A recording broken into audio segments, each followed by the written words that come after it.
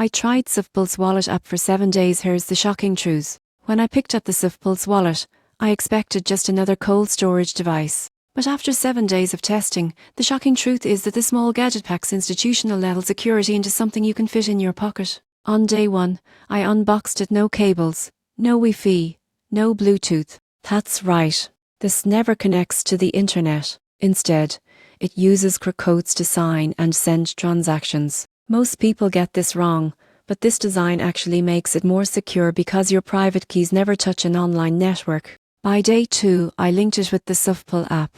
Process was simple: scan a few codes, verify your wallet, and boom, I was ready to manage over 30 zero-supported tokens across multiple blockchains. Midweek, I sent some crypto from my main wallet to test it. The transaction required physical confirmation on the device, plus PIN verification. Even if someone hacked my phone, I'd still need the hardware wallet in hand to move anything. That gave me real peace of mind. By day 6, I tried staking and swapping through the app.